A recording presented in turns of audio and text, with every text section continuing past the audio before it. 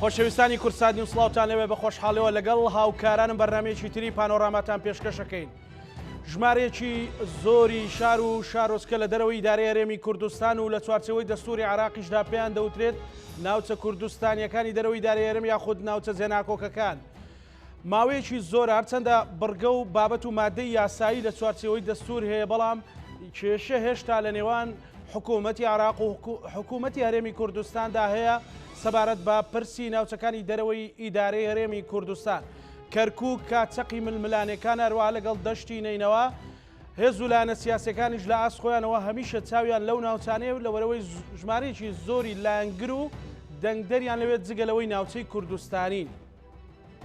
یەکێتی نیشتیمانی کوردستان هەمیشە لە هەوڵیەوەدا بووە کە ئەو ناوچانە بگەڕێنێتەوە سەر هەرێمی کوردستان وەلانی کەم بیان پارێزێت لە چوارچێوەیەک و لە دەستێکی ئەمیندا.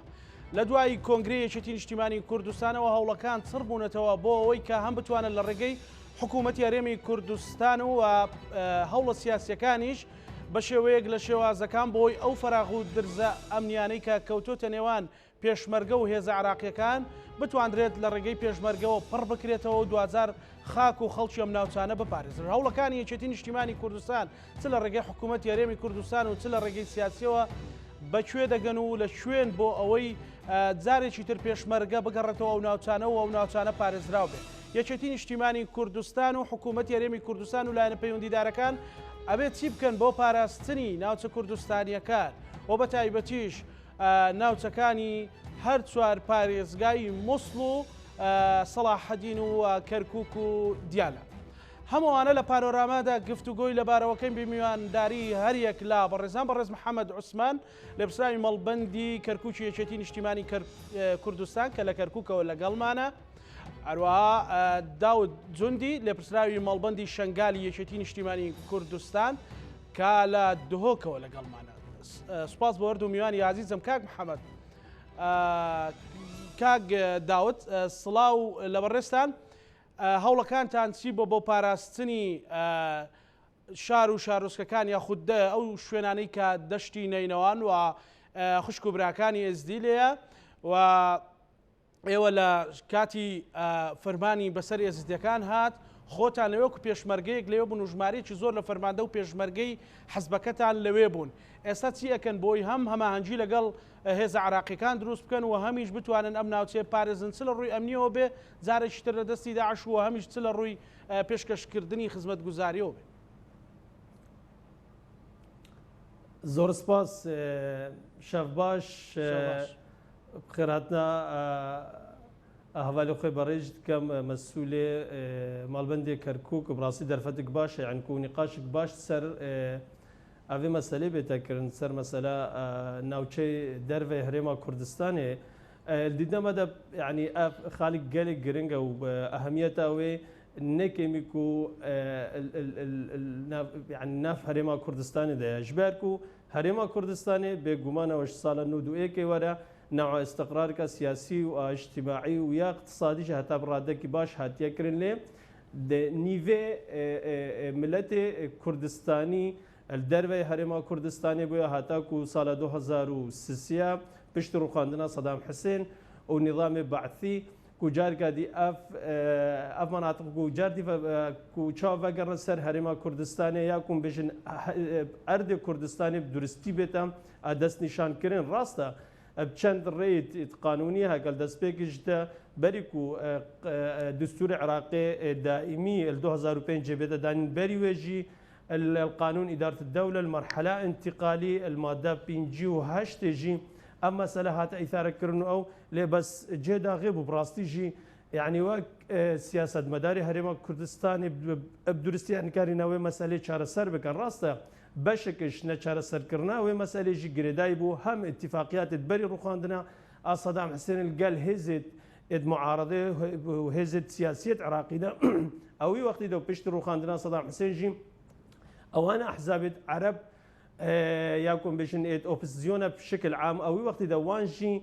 بابان نبونا وان اتفاقيات تاتينا كرن بري كفنا صدام حسين ليه باشك شوانجي او بو براستيجي وك سياسه مداري كرد وك هيزت كردستاني جي الديدنا بدا او بوها كرنب يعني بريد قانوني بتنجبان اللي هندك ريدجي هادباني ابكارينان حتى كو كاربن مسألة أو أف مناطق دربي هرما كردستاني بدرستي بيتا أحسم كرن حتى كو أملت كردستاني ألوان مناطق هذا كو كاربي جيانا خو بشكل طبيعي در باسكا جي داخل براسي كم قناقي كالبير رجي هاتين هرجار ام سركفتي نبونا في مسألة ده هر ام بونا جريداي سر مسألة دستور عراقي الراسطة دستور عراقي مرجعش همي كشو خلافاتك السرانسري عراقي تشد به وكال هكا بيجن نبرة هرمي وبغداد شدا لي براستي جماني كاريكو تشتشتي ام بتشسبين بحكمكو بغداد وسياسة مدارة بغداد اوان بابند نبونا بدستور مسألة تير كم باش تماشا بكن لبنرن براستي شيء يعني هكذا الجنابة إشارة دكو مسألة دشتا نينوا راستا يعني دشتا نينوا زي إيكشفان نقطة مهمة شمر ليه هكذا بحث الشنغال بكن بشكل عام همي يعني ظروف موضوعك وأم لبنان هكذا الشنغال شبه هكذا دشتا نينوا شبه هكذا حتى كنت بقى مخمور وكركوك وحتى كنت الخانقين ردر كفي منطقة زمار شبه همي تقريبا إيك معاناتنا وإيك مشاكل تسركينها أو مسألة هم مسألة سياسي بنا وهم مسألة أمني بنا للروي أمني وجيا كرم بين وقت شنغال نمونا بمن براستيجي بشتي كسي هاش بري سي هاجيبه يعني ام بيجن الدهي شش 2014 وقت باجر موصل كفتي السردست داعش ده وبشتي روج بروش يعني كشيء مازن شامي اثرا سري بارزغان ينورت هذا نقر حتى كو او مشكله داعش جهشت منطقه ومنظومات دفاع عراقي اشكاستي وبشتوي كو منظومه امني كردستاني جيال ودرك وغريداي بلاين كي سياسي بتنبا وكشما سركي او بو حتى انها كو ام وقت يعني احزاب كردستاني هندق لايني كردستاني اجدر به هرما كردستاني اوان نكاريا بشواكي كردستانية تعامل بفيك شر بكوا إنما بشواكي حزباتي برتن خاطر كرن سبب أوجيا يعني أف أنجام هذا ديار كرن هم كشن هذا درست كرن هم إشروي أمني وجي خلق جلك زرر من بويا وحتى نهاجكو أم الوي كشيء جدا. بله كاك داوت قرر مولات كاك محمد صلاح والليبي ئێوە هەوڵەکانتان چی بووە بۆ ئەوەی کە بتوانن هەم دۆخێکی ئارام و هەم لێکتێگەیشتنێک لەگەڵ ئیدارەی کەرکووک و لەگەڵ پێکاتەکانی تر دروست بکەن بۆ ئەوەی بتواندرێت هاوڵاتیانی کورد بپارێزرێن و بتواندرێت کەرکووک لە دەستێکی ئەمین دابێت وە کەمیشەکە ئێوە وەکو حەزبەکەتان چاوتان لەسەر ئاسایش و ئارامی کەرکووک بووە. زۆر سپاس بۆ جەنابتان سڵاو بۆ خەڵکی کوردستان سڵاو بۆ جەنابی شێخ سڵاوێت بۆ هەمی خەڵکی شنگالی عەزیز لە ڕاستیە پرۆسەی سیاسی بە شێوەیەکی گشتی لە عێراق ئەتوانین بڵێین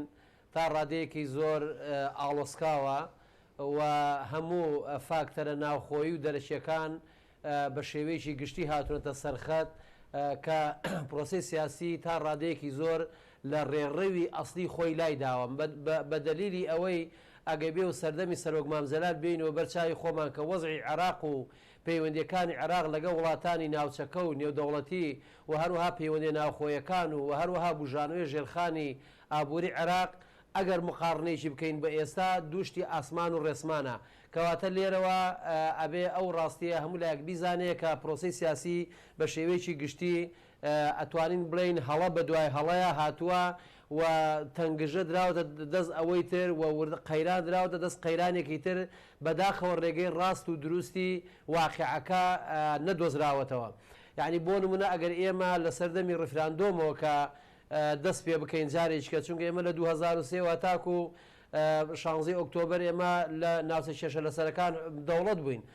هەموو شتێکمان هەبوو هیچ نەقسانیەکمان نەبوو بەڵام بەداخەوە لەبەرەوەی کە عقلێکی باش نەبوو کە ئیدارەی ئەم دەوڵەتە بدا بە نەتیجە ئەو هامان لێهات کە بەسەرمانە لە دوای 16 ئۆکتۆبەرەوە تا ئێستاکە کە ئەمە چەندین هەنگاوە یەک لە دوایە کەنرا بۆی ئەم منطقانە ئاسایی بکرێتەوە بەڵام دەبینی لە کتوپڕێکە ئاستەنگێکی بۆ دروستە بێ ناهێڵن ئەو پرۆسەیە سەر بگرێ. هەر بە نمونە بیهێنینەوە ئێمە تقریبا ساڵ زیاتر لە ساڵێک پێش ئێستا ساڵێک و چەند مانگە پێش ئێستا لژنەیەکی سەربازی لە نێوان وزارەی بەرگری عێراق و وزارەی پێشمەرگە پێکات بۆ ئەوەی ئەم ناوچانە ئاسایی بکەنەوە هێزی پێشمەرگە و هێز عێراقیەکان لێک نزیکەنەوە ئەو فراغە ئەمنی کە دروست بووە لە منطقەکان لە کۆی ناوچەکان بە شێوەیەکی گشتی لژنەکان دەست پێ بکاتەوە و مەجەب بوار نەدرێت بۆ دوژمنەی کە تیرۆریستە و دوژمنی هەمومانە بە شێوەیەکی گشتی تارومار بکرێ بەڵام بەداخەوە تەمەشاکەین لە جێی خۆی ئەو لژنەیە چەقی و هیچ حرەکە و جوڵەیەکی نەکرد ئێمە ئەپرسین بۆ یعنی هۆکار چی بوو کە بەتابەت لە کاتێکە وا ڕاگەاندرا کە کابینەی پێشوو زۆر دۆستی کووردە بەڵام بەداخەوە ئەوەی کە نەمان بینی دۆستایەتی بوو و پرسیارگەلەکەش لێرە ئەوەیە ئایا حکوومەتی ئیتحادی هاتە پێشەوە لەم کارەیە یان حکوومەتی هەرێمی کوردستان یا هەرچیان یان متمانە نەبوو لە بینیان یان چ لایەن و هینێک بوو بە سەبەبی ئەوەی کە ئەم پرۆسەیە لە شوێنی خۆی هیچ ڕوحێکی تیانە بێ بۆ یەکە ئێستاکە ئێمە لە کابینەی ئەمجارەی کە کابینەی تازە ئومێدێکی گەورەمان لەسەری هەیە کە ئەمجارە بە تایبەتی حرەکەیەک بۆ ناوچە کێشە لەسەرەکان بدۆزرێتەوە و لژنە پێک بێ بۆ مووسڵ بۆ دەشتی نینەوە بۆ کەرکووک بۆ خانەقین بۆ منطقەی دووس خوورمات و هەموو ئەو شوێنانێکەوە خەتی تەماسە چونکە بەڕاستی ئێمە پێمان وایە ئەگەر بێ و ئەگەر ئێمە بمانەوە هەردوو لە ئەگە حکوومەتی هەرێمی کوردستان و حکوومەتی بەغا ئەگەر دەیانەوێ ئەم ناوچانە ئاسایی بکەنەوە و ئەگەر دەیانەوێ میلەتەکەمان لەم شوێنە جارێکی تر بەیەک ئاشنا بنەوە و دەبێ بە عملی دەست بکەن بە پرۆسی ئاساییکردنەوەی ئەم ناوچانە ئەوەش لە چوارچێوەی دەستوری عێراقیە کە ئاماژەی پێکراوە کە دەبێ ئەم ناوچانە کە ناوچەی کێشە لەسەرە دەبێ بە هەردوو لا بەهێزی هاوبەش بە ئیدارەی هاوبەش هەموو پێکەوە ئیدارە بدرێ بەڵام بەداخەوە ئێمە لە قسەی زل بلاو هیچ کە نابینین یعنی بەداخەوە نەمان بینی کە ڕۆژە لە ڕۆژان کە ئەم بڕگە و مادانی کە لەم دەستورێ هاتووە لەم ناوچانی ئێمە بیبینین کە یان هەستی پێ بکەین کە جێبەجێ بووە یان تەنانە ئێستا تەمەشاکەی لە هەمووی خەتەرتر ئەوەیە کە ئێمە دوو هێزمانەیە هەرچیان سەر بە منظومەی دیفاعی عراقین یەکیان هێزی حکوومەتی ئیتحادی یەکیان هێزی پێشمەرگەیە دەفەرمووەتە بەرامبەر یەک وەستاون ئەوەتە لە دوای 16 ئۆکتۆبرەوە هێزەکانی ئیتحادی بە درێژایی سنووری هەرێمی کوردستان لە بەرامبەر هێزی پێشمەرگە وەستاون لە پشتی ئەوانەوە داعش لە منطقەی حەویجە و لە منطقەی بناری حەمرین و لە منطقەی قەرەچووغ و ئەو منطقانە داعش تراتێنەکە بە ئارزوی خۆیان هاچۆکەن خواردنی گەرم ئەچێتە بەردەستیان ئەو کە بوونە بە هۆکاری تێکدانی پەیوەندی نێوان پێکاتەکان لەم شارەیە ناسن ئەوانە بگرن ناسن پەلەماری ئەوانە بدەن ناسن ئیجرا لەگەوانەکەن دێن ڕەبیەکانیان بەرامبەر بە حکوومەتی هەرێمی کوردستان و بەرامبەر بە هەولێر و سلێمانی و هەروەها گەرمیان و ئەوانە داناوە بۆ یەکە یعنی ئەم نێت نەبوونە ئەمەی کە ئێستاکە کە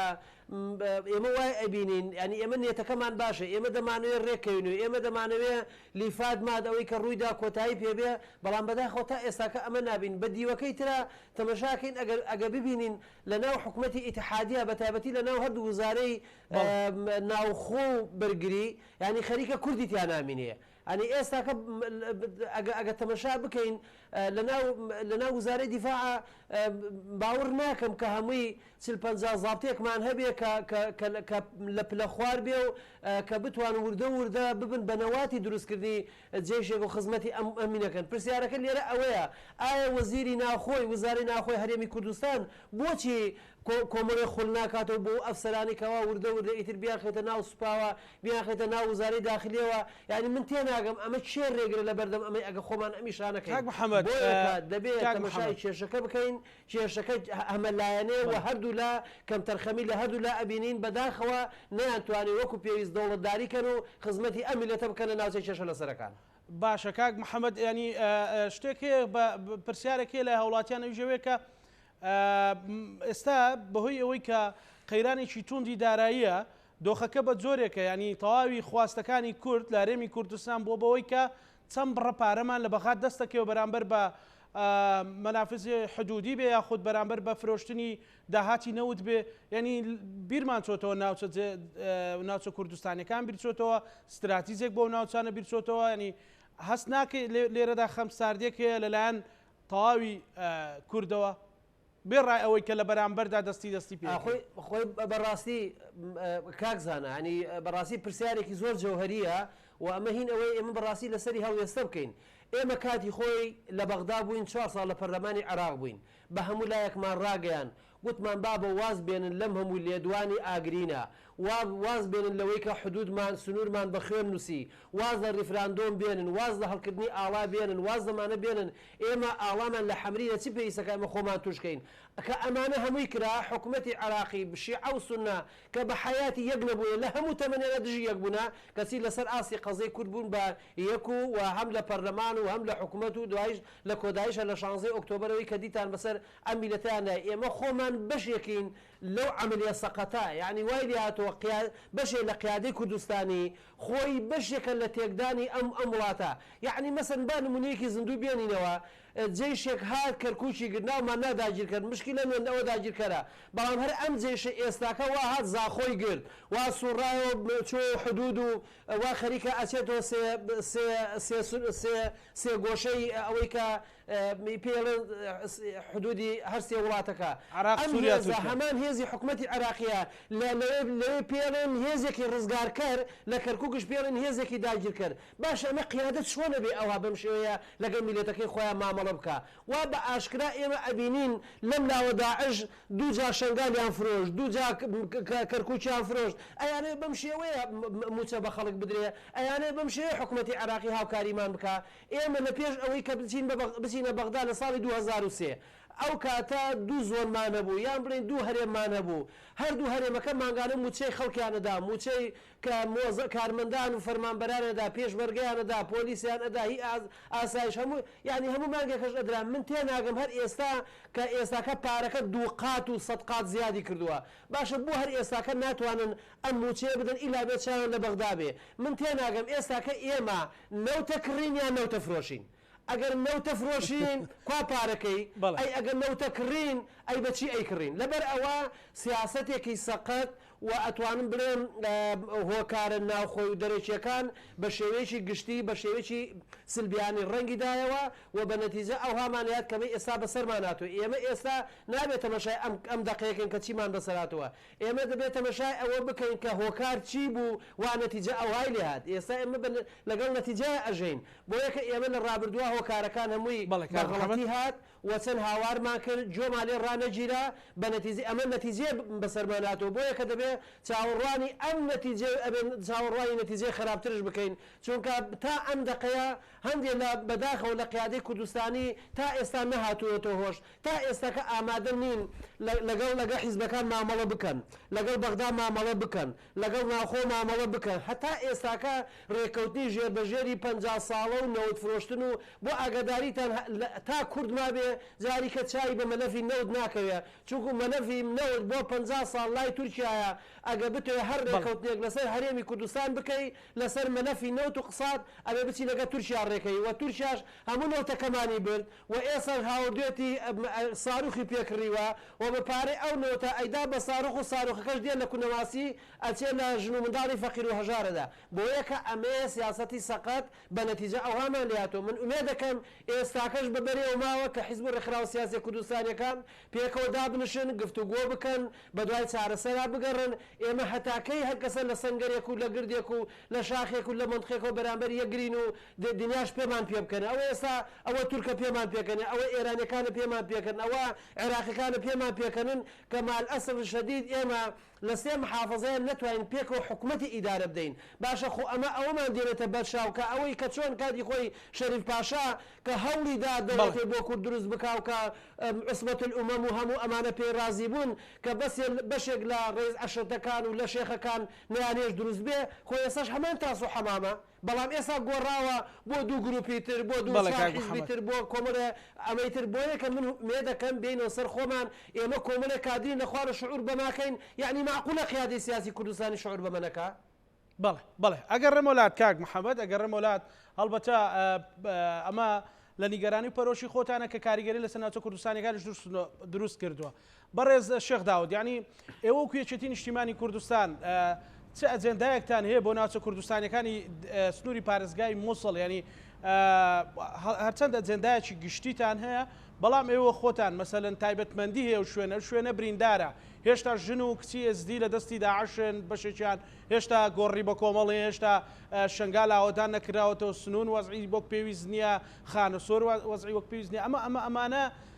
چی بۆ ئەکەن هەوڵ بدەن لەگەڵ حکوومەتی عراقی هەم دەستی ئاوادانکردنەوە هەمیش لە دەستی داعش و یان هەر گروپێکی تری ئیرهابی بیپارێزن. بله براستي يعني برنامج كتير اجتماعي كردستان يعني واضح وزلال والديار شبو يعني الوقت كو فرمان جرابيل سي هج 2014 يعني همي خلق جديد كو كي جهة راكرو شنغال تشول كيرو كو تشاو كو كادرية كتير اجتماعي كردستان الويدرمان وكوتشاوا كمين مفرزات برجريا الشاخ الشنغالي هاتكرنو خلق الشنغالي هاتكرنو هتا رجاء بروجيه كتير اجتماعي كردستان يعني هر شنغال تشول نكره وهر الويدري ماره وهر يعني ناف خلق خدمانه كو ايشو ازاريوان كو كم تشاوا كاربن بجداريه بكنو كوچار محاوله كجدي جبتكرن كوچار سرياوي بتكرن براستي جي مساله شنغال هكرم بين چند يعني بابت ده هنا يعني كو امبيجن كيشا سرقي كيشا اداريه وكيشا دي كيشا سياسيه نفخو الشنغال بخوش ده هينها ودي مساله خدمه گزاري كوچو ام حتى انها كم گريداي نفسر باريزغها نينا وفكوا جريداي بسر حكومه ناوند عراقي براسي افكيشا همي يعني وقت كتي نجتماعي كردستان الكاتك وانجمن باريزغها نينوش هبوم ام وقت فراكسونه كتي نجتماعي كردستان وابخو اندام شبوم الوي الانجمن دو سروكي فراكسونه كتي شبوم يعني همي محاولات تميد جديه هاد نكرن كو ابرع انجمن باريزغها نينوك ام كاربن مساله اداره شنغال بدرستي بيت تشكرن لانه البشتي حداث اكتوبر درباس بوين اداره شنغال شلو درينا ابو كيشك سركيش خلك شنغال ميركو بويا كيشك كو افادان كرنا شنغال بخش جنايت كرن يا دي اموك فراكسونه كتي ما يعني هرجات بروجيش خج ما تقديم كرنا حتى كو ماتش بويا نسبك باشش موازنه باريزغانينا كو هاتا تخصيص كرن الويدر جياد جي وك يكتي اجتماعي كردستان وك بارتيكا سياسي هرجاركو أمبونا يعني أجري أشبونا منطقية كو سقام جريكا بدرستي النابرة كوان أحزاب السياسي وهزت شقداري كو الويدر جدا هاتنا كرن بدهان جارشي نخوشي نابرة چند هزت شقداري الويدر ده شبه هرجار وقت يكتي اجتماعي كردستان كفتبو نافشتي نابرة وان كره هتا كو كشا درست نبيلنه مشكلة ما سركي أو كونها كوشاو خلق فجرتا شنغال براستي جكر خلق أو بنابرد ماي ال 2014 كهاتين الهرم كردستان أكن جيبون حاجة جار ديفانا جرن ممكن نينكو استقرار وسقام جريكا بدرستي شبه هكر أو استقرارات شنبه ممكن نينكو خدمة جزاري كبدرستي هكر هم حكومته به وهكم الرخراوي ناف دولتي بتكرن وك يكتي اجتماعي كردستان برنامج ما او بو رساله ما بياما ما واضح بو هرجاركما دعوه كركو خلق فقر لي خلق فقر خلق جي او هرجار او ضغط مال ياكو بروجهات يا بيشكش كرن اجتماع يكتي اجتماعي كردستان يل بغداد هكا موك برلمان وهكا الحكومه اجدا او محاولات جديه بين كرن كو ضغطك الحكومه بغداد بتكرن لانه براسي جي اركي سركي فقرا في خلق سر اشيان حكومتها ناوندا عراقيه تيمي يكتي نشمال كردستان الويدر جدا يعني شغلك باش وتتكر انه انا جهر بردوام السر مساله في شركه سر حكومه مركزيش بتكر انه سبي ازباركم الفان روجت نيزينغ ده او وزير كوش برانا عراقي جوي سردان كشنغال كطبعا ياتاكو كوش نيزينغ وضع وي خلق بين او خلق كل ودري ويا كو شاكر به اصلا كاريكا بدرستي بتكرن كو بنا بري ميدماين هريما كردستاني جاردي وغن ام وكي كتين اجتماعي كردستان اف بياما ما واضحه وام كما تشاوا اموان محاولات تذكر بجمان يعني هر الودري جدا الروي امني وجيم براستي يعني او محاولات جديه متكن كو هزت عراقي الودري هكر يعني الجيش العراقي وهكر الشرطية الاتحادي وهكر شرطية محلي جي هەرجار و مە محاولەکرە و دۆخوازیە مەژی ئەو بۆیە و جارکە دی هێزت کوردستانی شیڤەگەڕنەوەی دەرێ هەتا استقرارکە درستی چێ بێ و مەسەلەکە نەفسیژیش خەڵکێرە و بێتە تەهیئەکردن و هەتا ئەف هێزەژی ئەدوێ دەرێبان هەتا و خەڵک بتر ڤەگەڕێ یادی وەک کاک داوود ئێستا یادیژی وەک یەکەتین شنگال ئێستا چەند قایمقامی هەیە باز لەوە کرێ کە قایمقامییان لەلایەن حکوومەتی عراقەوە ئیدارە درێ قایمقامییش لەلایەن حکوومەتی هەرێمەوە ئەمە ڕاستە؟ ئەوە ڕاستە ئەکید یعنی بڕاستی تەمیزگا باش شنگارڕە هەیە ینی مەتەلەن یا خاترێکی شنگالی باش بێتە گرتن مەدەن دوو قایمە قایم هەنە دوو مدیرناحیانە هەر دایرک و مؤسسەکە لە شنگالێدا دوو داتین ینی ئەفڕاستی ینی یاکو خاترێکی شنگالی باش دەدەگرن ڕاستی ئەف کێشەوەیە سەرەکی ئەبووە گەرمەل الپێشش دەمە بەحس کرد ینی هەڤالت ئیدارێ وەک قایمە قایم و هەڤالت مدیرناحیەشی پشتی حداثة أكتوبر يعني أوان شنقال تشول كرو هاتنا هرما كردستان دا بحكم كو هاتنا جيش عراقي يكون بجن فصائل حشد شعبي هاتنا ويدري ليه مشكلة أو بو كو خلق الويدري بو يعني خلق شنقال الويدري بو شافي خلق فان فنابري شنقال يجيكو فقرنا ويدري راستا دو إدارة هاي أنها إدارة جيل هرما كردستان يكون دهو كدمينة إدارة ديجي أو إدارة براستي يعني هيش قانون كشوان إدارة نقرت هتاكو كاربان بالرسميات إدارة بالريفا بنلي باجتهادنا حشد الشعبي وجيش عراقي هندك كفال الودري ده تكليف كرنا بشكل كي متطوع خباق شتاكو كاربان هيدا شغله خلقي بالريفا ببان يعني الفيدري ده مشكلة سركي أو بوا يعني كان محاولات ما وقت ده وقت فراكسونية كتيشي ما محاولة كرر قال قايمة يعني قال محافظة باريس قاري نينواجي وما دنج خباشيش جهاندا جه بيواندي دار وجه خدان بريار البغدادي جدا لجه داغب وبراستيجي يعني اكو بخو يعني سربرشتيا ملف شنقال كري هم شروع اداري شروع امني وجي قال لك خمس صار بون يعني اوان نكاريكو شارسريكا درستي ببين يعني او كيشك السياسي ونبرا بغداد هولير ده أن برا يعني لاين سياسي محدد الهولير يشتغل قال بغداد تكوان كاري شار سريكا درستيش بين أما مالبندي يكتين اجتماعي كردستان الشنغالي جدا نهم الوي هولي جدنا كو بزوترين وقت شار سريكا درستي إيش مثلا إدارة شنغارة بيتفكرن بيجومان هكرهاتو يعني هزت المشتركة هاو باش نبرا بغداد وهرما كردستان دلويدري هبده سقم جيريكا درستي وبتر دي تشبه متمانكا خلقي جي بتر دي تشبه وطبعا اداره جي دي كاربه بتر شولوخ كاربين هكر هاتو اف ملفا شارسر نبو ممكن نبك وهزتها وباش لويدري ذهبا براستيجي الوقت كده اصلا هبون او انجمانه هبون انجمان قضايا هبون انجمان باريسغا هبو او وقت دوان تحكم تكر كوتشاوا قايم يا كوكر محافظ بيت دانينا بيت لادان نها او جمانا نمانا بريار كي مركزيت مينك دست باريسغا ودست حكومتنا وند عراق ده اما كي كدجم ده تاكيد كوا اما زنجد سيرفي مساله كن زوترين كات اف مساله يا اما لفا بيت شهر سركن بەڵێ کاک داوت دەگەڕێ مۆلات کاک محەممەد ینی پرسێکی تر هەیە کە لە چەند ڕۆژی ڕابردوو شاندێکی وەزارەتی پێشمەرگەی حکوومەتی هەرێمی کوردستان سەردانی وەزارەتی دیفاعی عراقی کردووە و هەوڵ هەیە و دانوستان هەیە بۆ ئەوەی کە هێزی مشتەرەک و هاوبەش دروست بکرێ بۆ ئەو ناوچانەی کە فەراغی ئەمنی هەیە بۆ نمونە لەو شوێنانەی کە داعش دزەیتیاکە بۆ کە زیان بە خەڵکی کورد و دێهاتەکانە گەێنەوە ئەوانە هەوڵەکانی وەکو حەزب وەکو فراکسیۆنەکەتان وەکو بەشدار لە حکوومەت بە کوێ گەیشتووە کە بتوانن هێزی پێشمەرگا بە شێوەیەکی هاوبەش بگەڕێتەوە ناوچە کوردستانیەکان سنووری پارێزگای کەرکووک بێ یاخود مووسڵ بێ یاخود سەلاحەدین بێ یاخود دیالە بەڵێ طبعا لە ڕاستیە ئێستاکە لژنەیەکی ئەو لژنە کۆنەی کە لە نێوان وزارەی بەرگری عراق و وزارەی پێشمەرگە هەبوو کە ساڵێک و 2 مانگ پێش ئێستا کە دەستیان پێ کرد و دوایی لە شوێنێکا بەبێ هۆ ڕاژیرا ئێستا دووبارە دەستی پێ کردوتەوە و ئێمە لە نزیکەوە ئاگادارین چاودێریمان کردووە و بڵێن سەردانی وەفدی وزارەی پێشمەرگە بۆ بەغدا و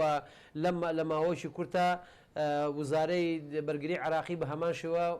سەردانێکی وزارەی پێشمەرگا کرێ و ئەوەش قسەکردن و گفتوگۆیە لەسەر زیندووکردنەوەی ئەو لژنەیە کە لە ڕابردوو هەبوو و ئومێدمان وایە ئەم زارە جددیتر لە جاران کاری لەسەر بکرێ لەبەرەوەی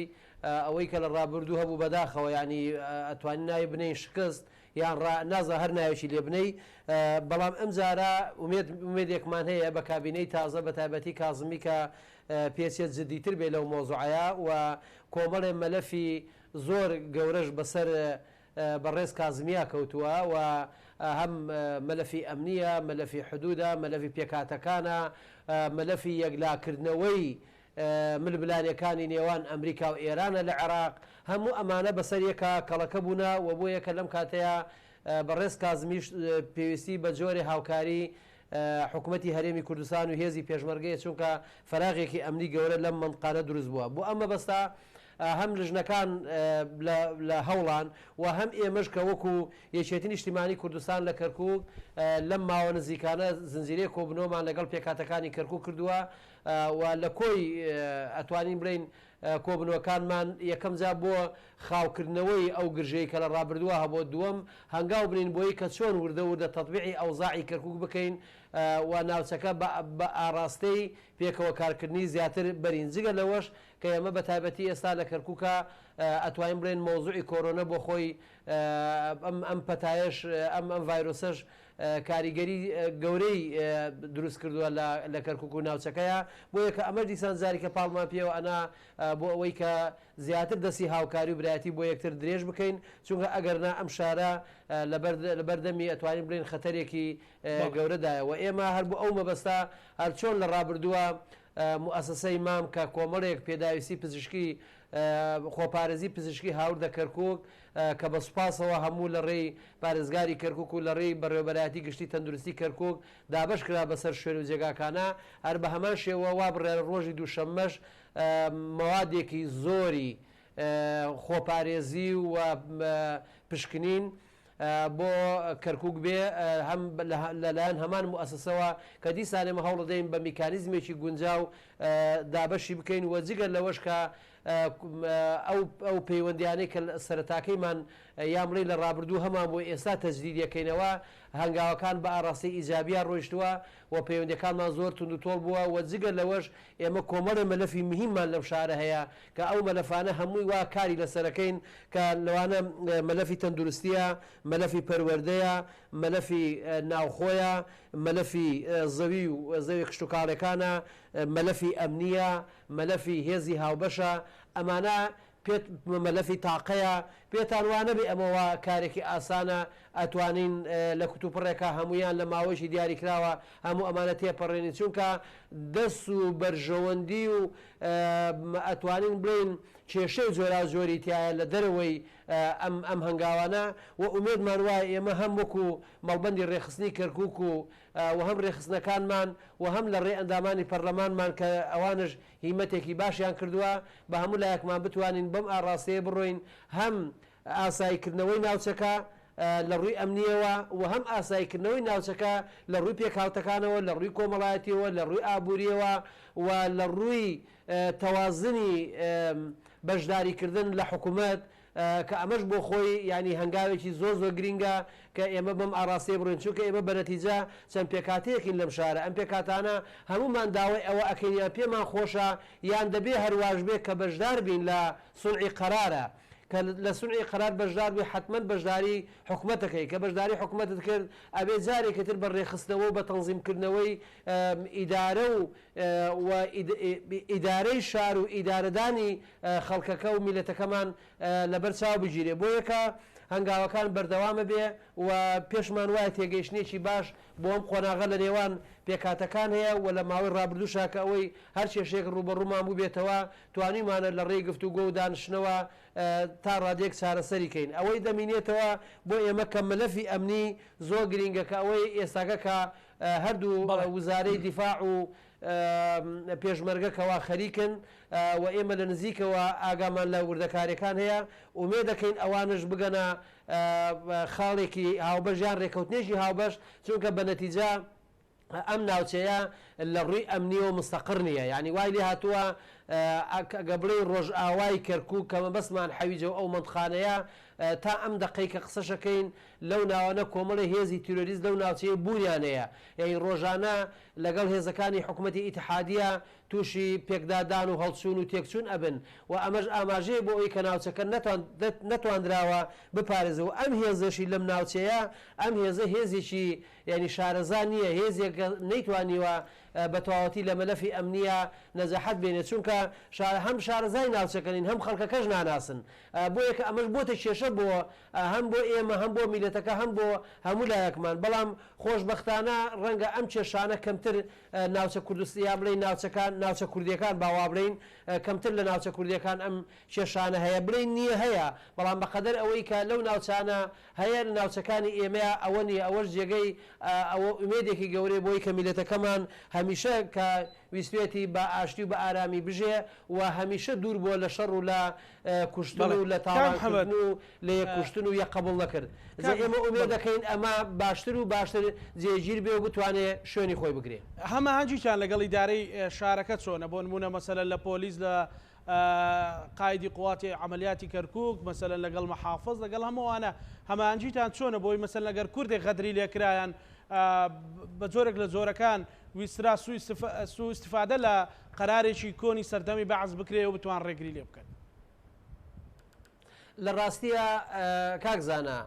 لە شارێکی ملیۆن و نیوی وەکو کەرکووک حتمما کێشە ئەبێ حتمما ناحاڵی بوونش بای خۆی هەیە بڵین هیچ نیێبەرە هەیە بەڵام بە شێوەیەکی گشتی پەیوەندیمان لەگەڵ قیادەی عملیاتی کەرکووک لەگەڵ لیوای 61 ئەوەی کە ناو شارە لەگەڵ بازگەکان تا ڕادێک ئەتوانین بڵین لە هەندێک بازگە هیچ کێشەیەکی وامان نییە جگە لە چەند بازگەیەک دەبێ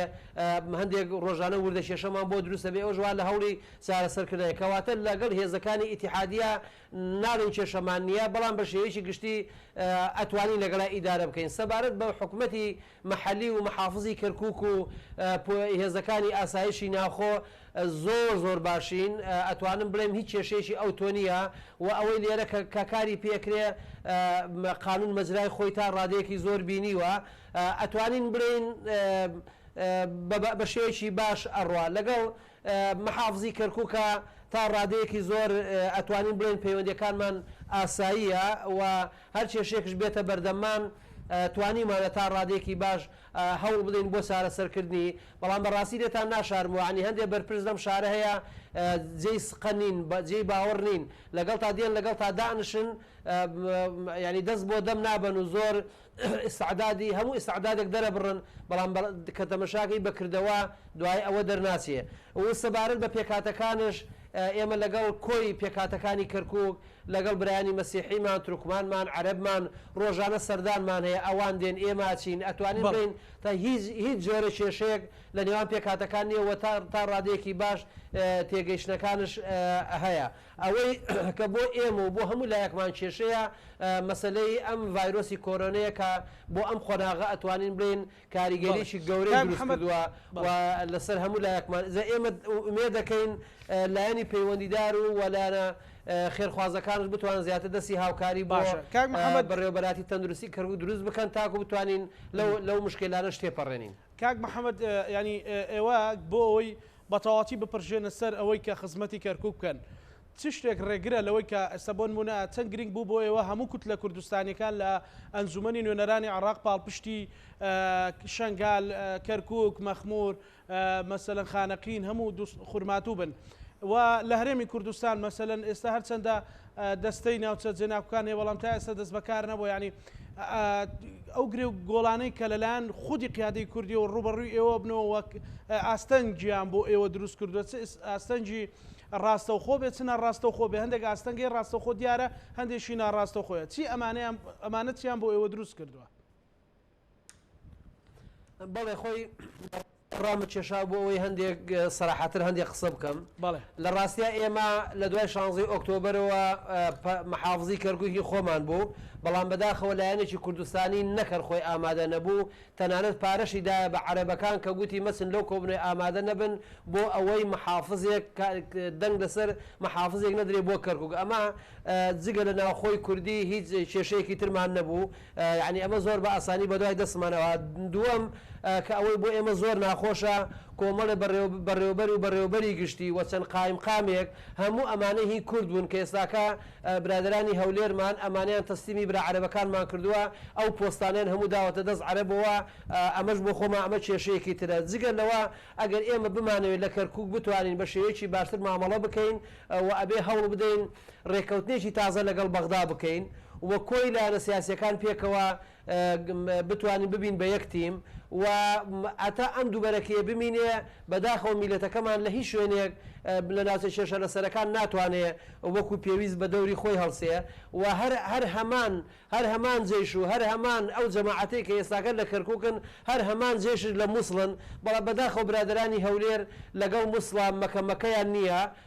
زۆر پێکەوە متتەفیقن لە کۆی پرۆسەکە پێکەوە ڕێکەوتونە بەڵام کە دێتە سەر کەرکووک ئەڵێن کەرکووک داگیر کراوە و تەبعەن ئەمەش هەم بۆ پێکاتەکانی تری غەیرە کورد ئەمە ئەوها باشەکە بەم شێوەی ئێستا بمینێتەوە چونکە بۆ خۆیان پۆستەکانی قایمقامەکانیان بردووە مدیر و مدیر عامەکانیان بردووە پۆستی محافزیان بردووە هەموو پۆستەکانیان بردووە یعنی بەم تێکچوونەی ناوماڵی کوردی بەرامبەرەکەمان زۆر ئیسفادەی کردووە بە تێکچوونی ناوماڵی کوردی ناوماڵەکەمان تەسلیم پێکاتێکی تر کردووە ئەمە هەمووی هۆکارەکەی ئەگەڕێتەوە بۆ ئەوەی کە کورد بەداخەوە لە مستەوای مەسئولیت نییە یعنی ئەتوانین بڵێن بەشێک لەلایەنە کوردستانەکان بەڵام بە پێچەوانە و دیوەکەی تری ئێمە حیزب ڕێکخراوە سیاسیەکانی کوردستانی لە کەرکووک هەمومان یەک ماڵین هەمومان یەک دەنگین و هەمومان ناوبەناو کۆبوونەوەمان هەیە ئاگامان لە یەکتریە بەردەوام ئەتوانین بڵێن بە هەموو ناحێکە توانیمانە تا ڕادەیەکی باش هیچ کێشەیەکش لە بینمان نەبێ و بە پێچەوانەوە یەکدەنگشین جا ئەمە جێ ئومێدێکە بۆ هەموو لایەکمان بەڵام بەداخەوە ئەوەی کە باسمان کرد ئەوە حەقەتێکە ناتوانین ئەو حەقەتە بشارینەوە باشە کاک محەممەد ئەگەڕێ مۆلات کاک داود ینی ئێوە چ ئاستەنگێگە بینن چ لەلایەن حکوومەتی عراقیەوە چ لەلایەن حکوومەتی هەرێمەوە ینی بۆ ئەوەی بتوانن لە ڕێکوت لە پەرلەمانەکەتانەوە لە ئەنجومەنی نوێنەرانی عراق و لە ڕێگای سیاسیەوە بێ بتوانن کە دەشتینەوە و بەتایبەتی شنگالی بریندار خزمەت گوزاریەکی پێ بکات ینی ئەو ئاستەنگانە چین کە تا ئێستاەوە مەسەلەن ڕوبەڕووتان بۆتەوە بەڵێ زانی بڕاستی ئێگا خفتنا خودێ بڕحمینە مام جلال بیرامڕەت تلوی موضوعی دەمام جلال بژە کە تۆ ڕخنێ خو نەگری و کە ڕخنێ مقابلی خوش نەکی يعني وتوي رخنيش قبول نكي ممكن انك تبقي النتيجه كي حكر ام ديفشونك قال يا بسيط الخوب كان وقت كردستانيا وكومجن هريما كردستانيا وقت سياسه مدارة هريما كردستاني يعني الوقت كي نقل كشمش ده يعني الوقت كي تشكيل حكومه عراقت هاتكرن يا همي سياسه مدارة عربه وعراق بجنت هاتنا هريما كردستاني ده هاتاكو مباركه موافقه هريما كردستاني بيتكرن هتاكو حكومة بغداد بيتا تشكيل كرن يعني وي وقت يعني أف مسألة شو ديارت كر إك بونا نف مالا كردي يا ددوي كو تفرقة هاي النف برا حزبت عراقي ده يادي ديار بأنه بيشتفاني كان نف دولتي باش سياسة تهريما كردستان الرا وأحزاب تهريما كردستان الرا هبور ليه أكن هم الفيقونا كون هام تدا ببنن ملانا وأكلنا برا لایانی سیاست کردستانی ده هین براستیجی و هاکره کو وقت حکومت تشکیل يعني حکومت تشکیل کردن راست هکر يعني شور لایانی سیاست کردستانی تذكرن لمجرد او قوات قناعت كمان بينن وك داقرتنا كرسيان نبتركو البرلمان العراقي ده النصاب قانوني كامل بوهر يعني بمعنى تاثير وان سر اجنده تشكيل حكومه عراقي نينا ابراستيجي اف مسألة أوكو لازم ديفشونك باش ودرستي ما تصرخو كرباي كسبب تشيا حتى كون قاشتنا في حديادي بجومان يعني أما سلا في الملاني يعني نبونا الرزا مالا كردي وإقبونا مالا كردي البغداجي تأثير كأخويا قال كما زين سر همي أما سائلت وان نفشي درفي هرما كردستاني هيا لأنه مسألة قانونية مسألة دستورية الجور مادة صدوتشيل او ماده 140 براستيجي الفيم الملاني ده هاتيا وين داكرون ما نكاري كوجار كده بيت الصاخ كرنو مغنى نكاري كوجار كده ام استناد سر في بند الدستوري بكنا اوجي سبب اوكو فراكسوني كردي الويدري ده نكاري ناخو بكنا ايك الراي وايك بيتشون حتى كو كاربن ضغط كدرستي السر حكومته وياكو برلماني هرما برلمان عراقي بكن يادي السر مسألة خدمات أم وقت يعني شنقالم بيجن هكر شروي أمنيفا بجمان يعني راسك خطر يا داعشنها الوين نسبة قال كما زنمايا لجاردي أم بحث كان هكر بيش مرجع يكون بيجن يعني أو هزت هو باش هكر هباني وبتر استقرار قوي هباي وبتر خلقي كاريباي زوتر